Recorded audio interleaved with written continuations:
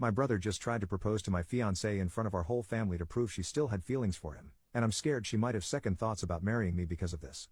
My 28 male brother Mark, 26 male, used to date my fiancée Jen, 26 female, a year ago. For context, they dated back in August 2022. They were only together for a month before he broke things off with her because he was bored of being in a relationship and never really wanted to settle down anyway. At the time they were dating I was in a different state, so I had no idea he even had a girlfriend, and I had no idea who Jen was until I met her. Jen and I met at a bar when I moved back in October and hit it off really well.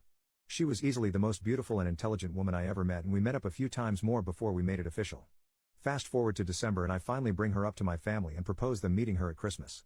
They knew I was in a relationship, but I'm not the most open about my personal life, so I kept details about her to a minimum until I knew how serious we really were. My parents asked to see pictures and they started passing my phone around the dinner table. Mark saw it and blew up, calling me a shit brother for dating his ex-girlfriend, and he demanded I break it off with her. I refused. When I asked Jen about it, she confirmed they dated and gave me the details about their breakup. It took a few weeks, but eventually Mark stopped bringing up me dating his ex and I thought he was over it. On Jen's birthday this year, I took her out to a fancy dinner with both of our families and her closest friends, and I asked her to marry me. Mark flipped once again and blew up about me proposing to her, which me and my sisters immediately shut down. The incident happened this past weekend. Mark had been pretty quiet about the whole thing for the last 2 months. I didn't see him much and figured he went low contact with me, which I had no problem with. Then he invited me and Jen for family dinner at his apartment with my parents and sisters. I thought it was weird, but my parents and sisters were also going, so we agreed to go. The dinner was nice, nothing too fancy, and we moved to the living room to talk. About 30 minutes into normal conversation, Mark stood up and told us he had an announcement. He made a long speech about being happy to have his family around for his big moment, then got on one knee and pulled out this cheap ring while asking Jen to marry him. Jen was confused and obviously uncomfortable and demanded that he put it away and stand up. My dad tried to make a grab for Mark, but I got to him first and punched him. I won't repeat most of it, mostly because I was too angry to even listen to most of it, but he said something along the lines of wanting to show me that Jen wasn't really into me and just wanted to get back at him. Before it could get worse, my parents rushed me out and promised to talk to him. It's been a few days since it happened and I'm still pissed off. I don't know what to do at this point. I'm scared Jen might have second thoughts marrying me because of this. Any advice? Edit to add later that day. First, thanks for reading and responding. I want to clarify a few things that I saw in the comments. 1. Jen and I are newly engaged. It was one of those feelings where we both knew we were in it for the long run. As fast as it is, I'm sure about her. 2. When we met, I was the one who approached her, not the other way around. Whether she knew or had suspicions of us being related, I don't know. I asked after finding out they dated and she says she had no idea. I didn't have a reason to doubt that, but I can admit this, seemingly, overreaction on Mark's part does raise red flags. 3. I had no idea she and Mark dated when I met her. Mark and I aren't close at all. We used to be, but as we grew up we drifted and talked less and less. Before I moved back, we didn't really speak much aside from special days like his or my birthday. Jen knew of my family but not much until I decided I was ready to introduce them to her. When she and Mark met, again, I didn't get a sense of any residual feelings on either part. She didn't treat him like a stranger, but she also wasn't overly affectionate with him either. 4.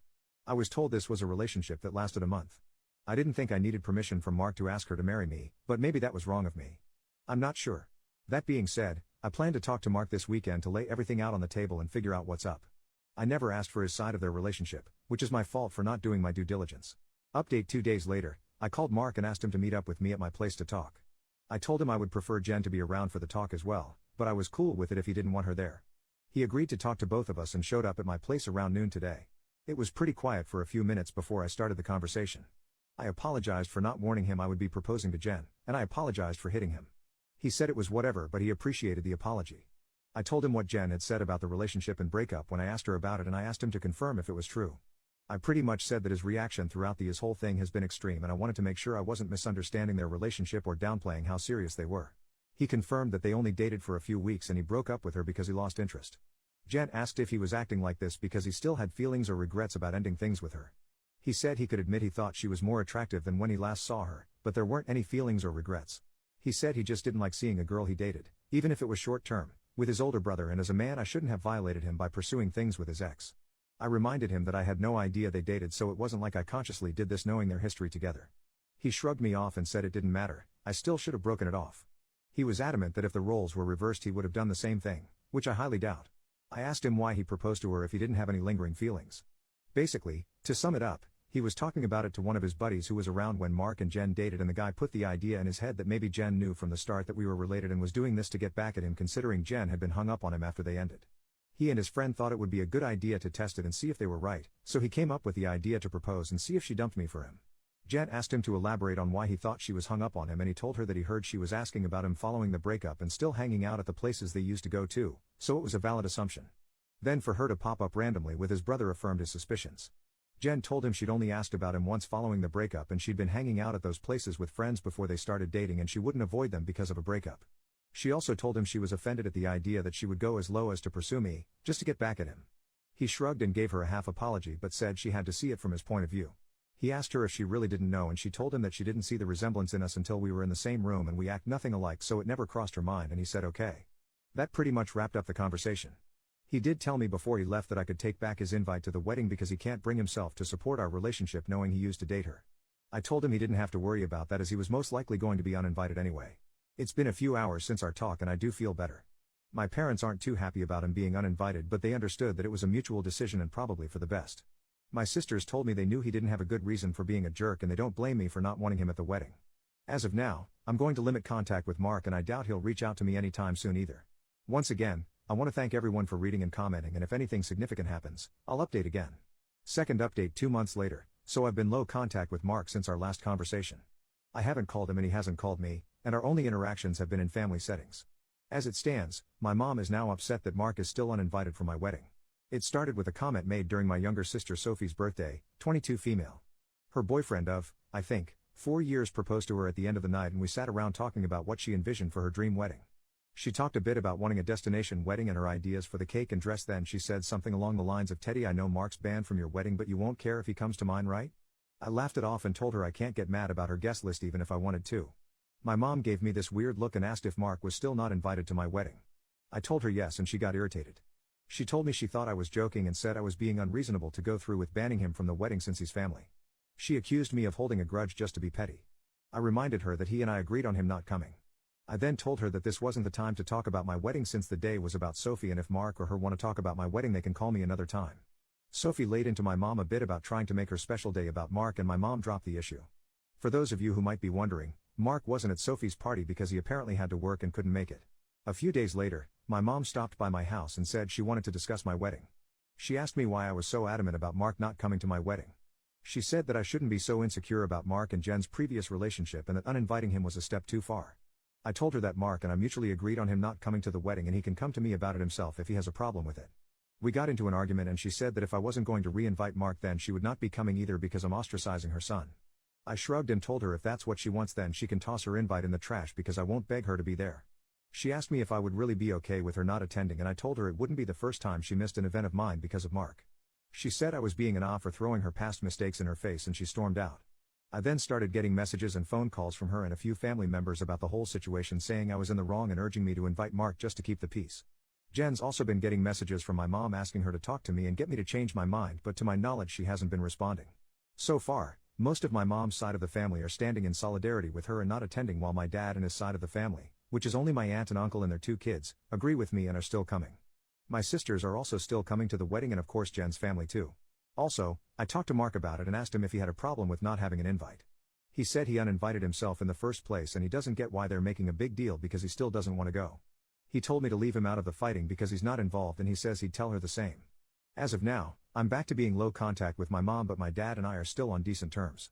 I'm still deciding on whether I'll re-invite my mom and her family, should they change their mind about the boycott, but the chances are low and I told my dad this too, which he understands. For now, Jan and I started looking into downsizing the venue since the guest list is significantly smaller. Update 3, my mom is uninvited from the wedding indefinitely. About 2 weeks after she decided to not come to the wedding, she stopped by and said she wanted to clear the air and talk about everything. We agreed and invited her in to join us for dinner. Jan made her a plate of food and I asked her if she was still planning on not coming to the wedding. She said that while she wants to, she can't get over me not inviting Mark because of a simple mistake. I reminded her that his simple mistake was proposing to my fiancée with me sitting less than 3 feet away from him and she said it was just a joke. Jan asked her why she wanted to talk if she was maintaining the same stance on Mark coming to the wedding. She said she wanted to talk to Jen and she was hoping Jen would hear her out and talk me into inviting Mark again. She apparently assumed I was at work and she'd be able to catch her alone.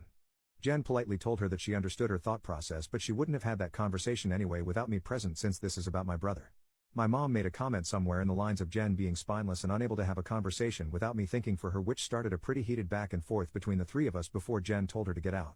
She got up and started walking towards the door and my mom followed her still screaming at her. By this point she's yelling about her tearing our family apart. While Jen was unlocking the front door my mom grabbed her hair and pulled her to the ground still screaming. She hit her and tried to claw her face and I dragged her off of her and threw her outside. She banged on the door for a few minutes while I made sure Jen was okay before she left and called the both of us repeatedly. When I was sure Jen was okay I texted my mom and told her not to bother reaching out again because we'll never speak to her again. I called my dad and sisters and told them what happened too. My dad was surprised and tried to make excuses, saying she'd been stressed about this whole situation for a while. My sisters say they knew she'd snap eventually since she's always been a crazy bitch and they said they'd come make sure Jen is okay. I asked Jen if she wanted to press charges but she declined and said she only wanted to cut contact with her for good. I told that part was obvious but she should still talk to the police since she was physically assaulted but she doesn't want my mom to get arrested. My sisters and Jen's mom came by to comfort her thankfully so she's doing okay. My mom is blocked on everything until Jen says otherwise. I genuinely don't know what to do now. Jen doesn't want to go to the police because she'd feel guilty having her arrested over this, but my sisters and I want to convince her too, and I'd at least want documentation in case something happens in the future. Clarification and some background on my relationship with my parents.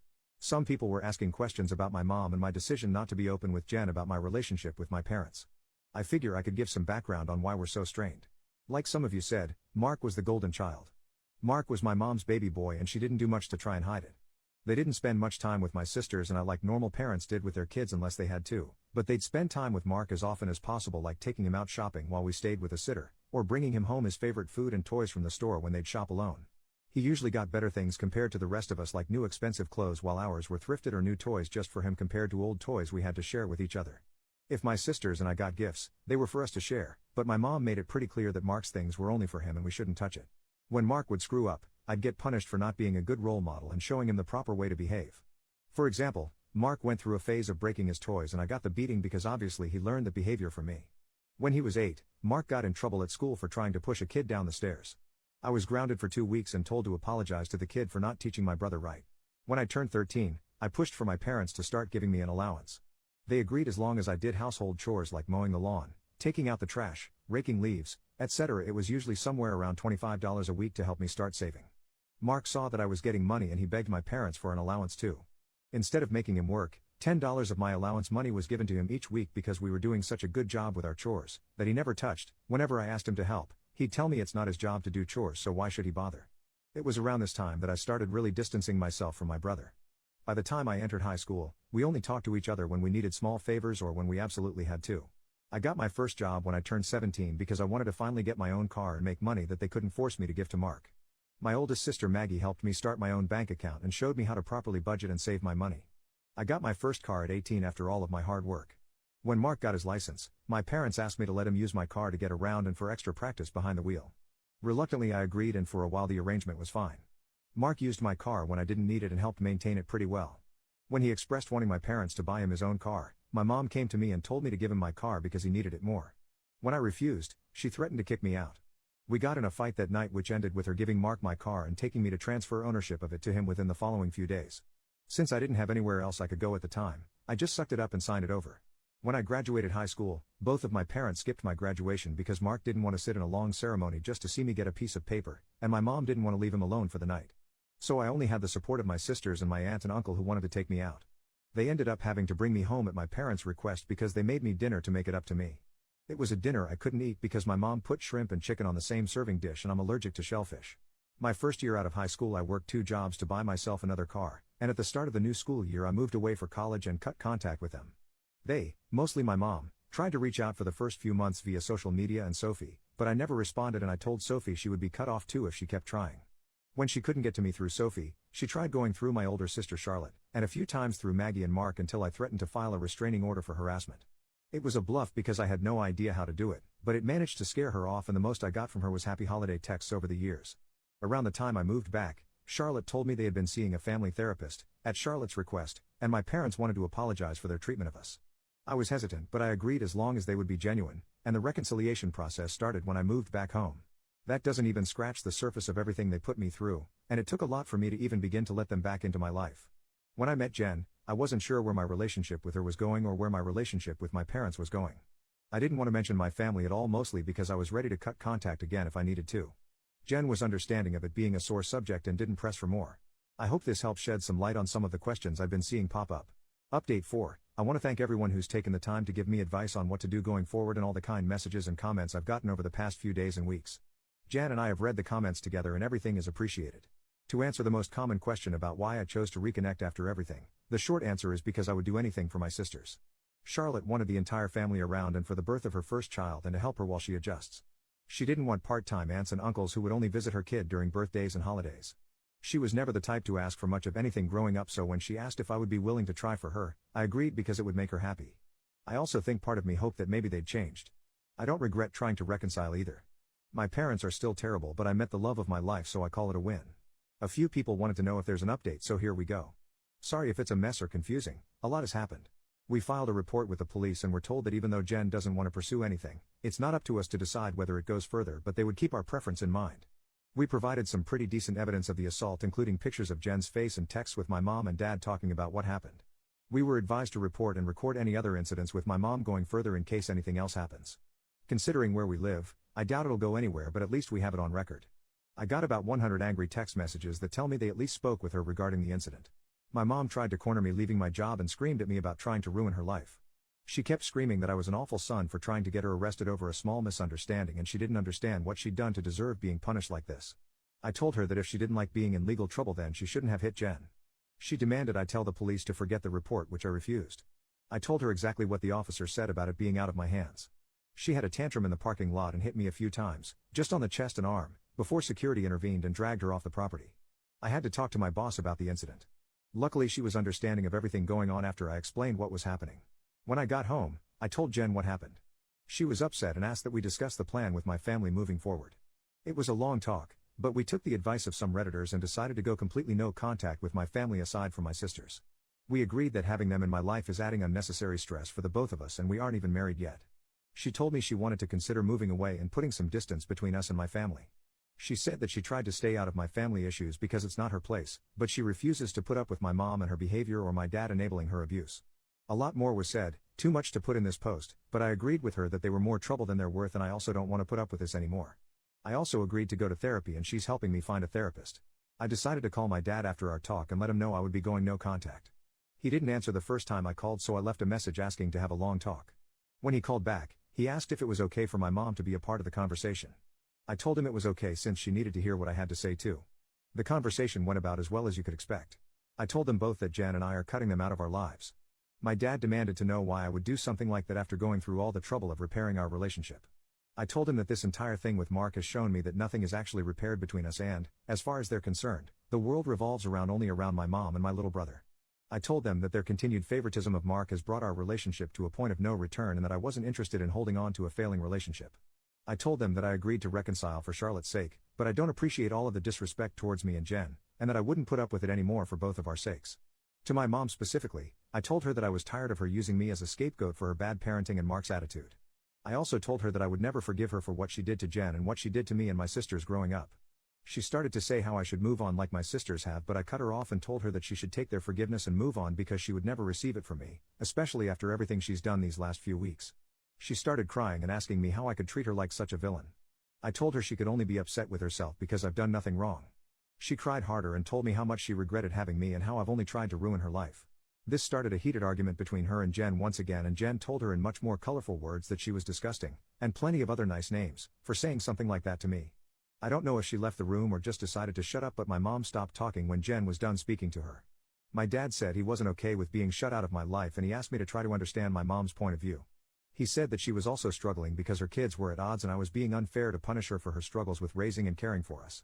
The last thing he said was that we were a family and I shouldn't let past mistakes stop us from moving forward together. I told him that the only person she ever cared for was Mark and herself, and there was nothing he could say or do to make me change my mind. I told him that it was up to him whether to keep my number, but I would be blocking him and my mom everywhere and I wouldn't be reaching out again. Then I hung up. Afterward, I sent a long email with a link to my posts attached to my entire family on inviting everyone except my aunt and uncle and my sisters to the wedding. I hadn't cried in a long time, but Jen held me while I cried after writing the email, and she assured me we would be okay. My sisters also reached out to me after reading the email. I apologized to Charlotte for not being able to continue reconciling like she wanted, but she told me it was okay and it's not my fault I had to cut them off again. The response from my family has been pretty mixed. Some are angry I aired out family issues on a public internet forum, while others are pissed at my parents because they never knew it was this bad. The last person I talked to about everything was Mark. He asked if I was cutting him off too, and I told him I wasn't, but I wouldn't be going out of my way to reach out to him either. He didn't argue and just wished me the best with the wedding, and we haven't spoken since. Right now, Jan and I are looking for a new place to stay. The plan is to move closer to Jen's brother.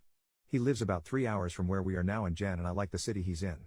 I spoke to my boss about transferring, and Jan is looking into the option of working 100% remotely or possibly finding a new job. And once again our venue's changed. Since the guest list is significantly smaller, my future brother-in-law is considering letting us use his lake house for our wedding. I don't plan to post any more about this unless the sky falls, at least not until the wedding, because I want to move on with life, but I want to thank you all for your comments and advice.